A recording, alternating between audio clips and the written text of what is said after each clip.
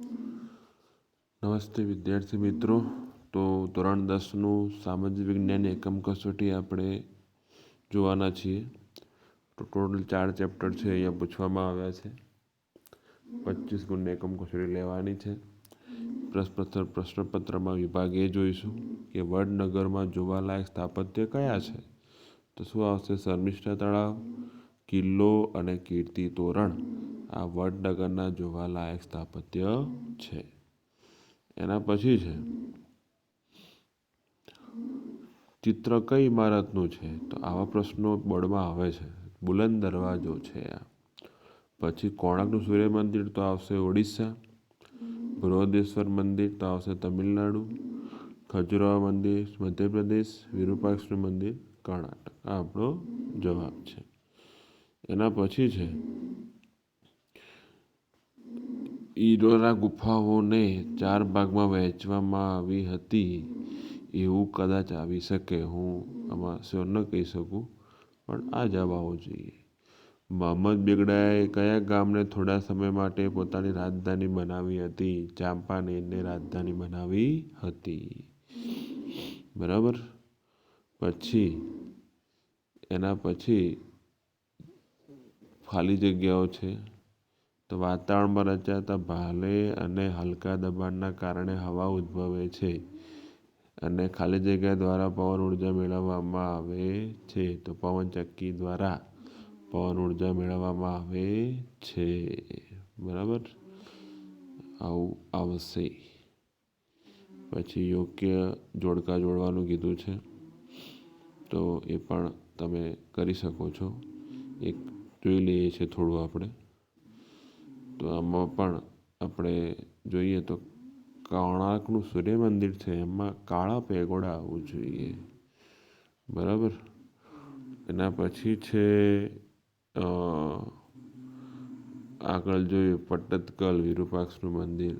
એ પણ આપણે યાદ કરી શકીએ છીએ, ઇઝીલી કરી શકીએ છીએ. પછી બૃહદેશ્વર મંદિર તો રાજરાજેશ્વર, એ પણ આપણે યાદ કરી શકીએ છીએ.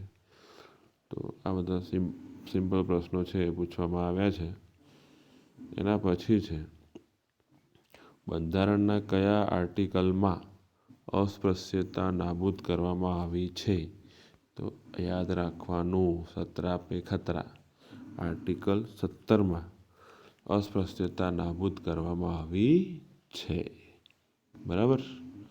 એના પછી છે ભારતમાં નક્સલવાદી આંદોલન કયા સાલમાં અને ક્યાંથી શરૂ થયું હતું?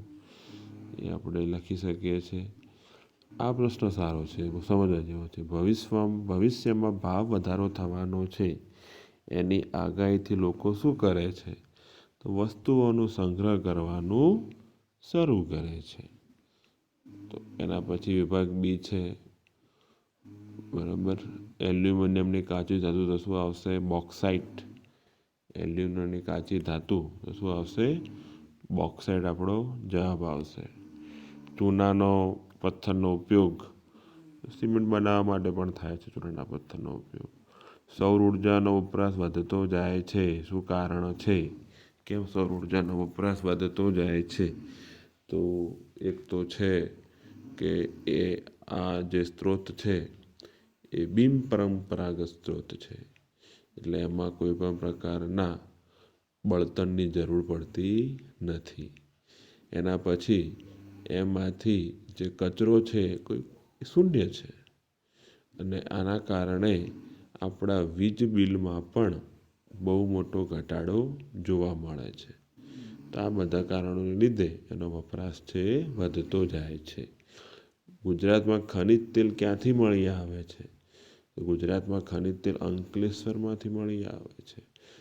બરાબર. પહેલો જોવા જઈએ તો કાંધાર આવે છે, પણ અંકલેશ્વર છે ત્યાંથી ખનિજ તેલ મળી આવે છે. પછી છે કોલસા પૃથ્વીના પેટાળમાં કઈ રીતે બન્યો હશે?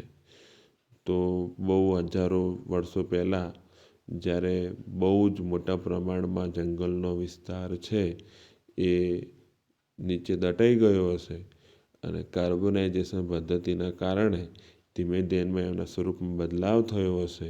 વધુ દબાણ અને વધુ ગરમીના કારણે, ત્યારે એ કોલસામાં પરિવર્તિત થયો હશે. તો આ બધા પ્રશ્નો છે જે તમે સરળતાથી લખી શકો છો.